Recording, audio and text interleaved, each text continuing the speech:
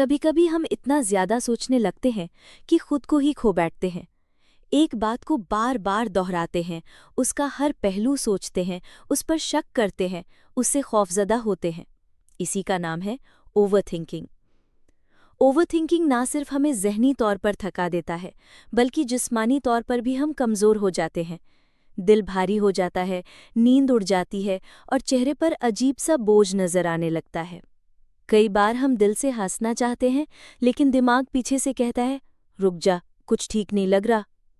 ہم میں سے بہت سی خواتین ہر دن کئی ذمہ داریوں میں الجھی ہوتی ہیں، لیکن جب تنہائی ملتی ہے یا رات کا وقت ہوتا ہے تو ہمارے خیالات ہمیں چین نہیں لینے دیتے۔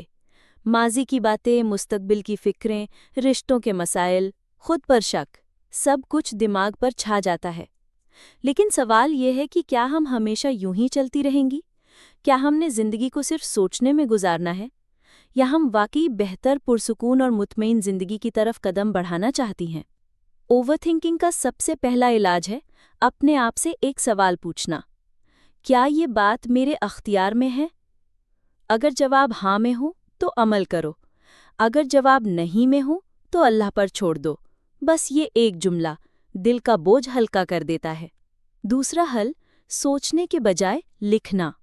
جو بات بار بار ذہن میں آ رہی ہو، اسے کسی کاپی پر، کسی پیج پر لکھ ڈالو۔ جب ہم کسی سوچ کو الفاظ میں ڈھالتے ہیں تو وہ دماغ سے باہر آ جاتی ہے اور دماغ کو آرام ملتا ہے۔ تیسرا حل، اپنے دن کو منظم بنانا۔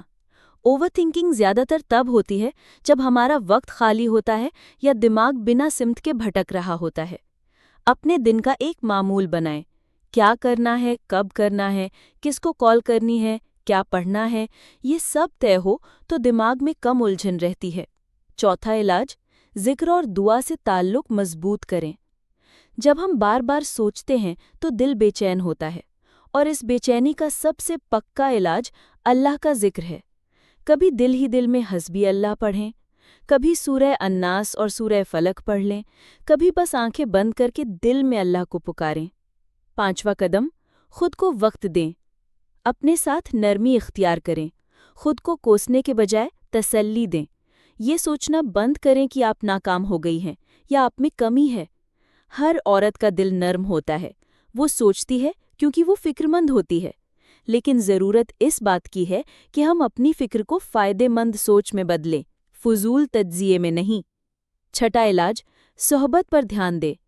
ہم جن لوگوں کے ساتھ وقت گزارتے ہیں ان کا اثر ہماری سوچ پر ہوتا ہے۔ منفی، شکایت کرنے والے، ہر وقت بدگمانی پھیلانے والے لوگ ہمیں مزید پریشان کرتے ہیں۔ ایسے لوگوں سے فاصلہ رکھیں اور مثبت سوچ رکھنے والوں کے ساتھ جڑیں۔ ایسے لوگوں سے بات کریں جو آپ کو پرسکون بنائیں، الجھائیں نہیں۔ ساتواں قدم، عمل کو ترجیح دیں، سوچ کو نہیں۔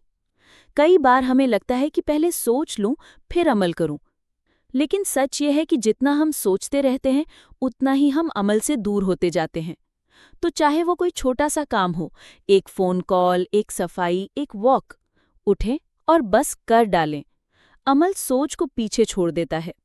اور آخر میں، اوور تھنکنگ کا سب سے مؤثر علاج ہے اللہ پر بھروسہ۔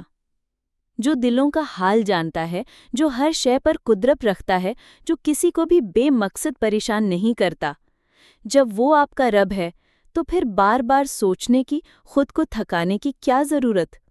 جو ہونا ہے وہ ہوگا، جو گزر گیا وہ ختم ہو گیا، اور جو باقی ہے وہ اللہ کے سپرد کر دیں۔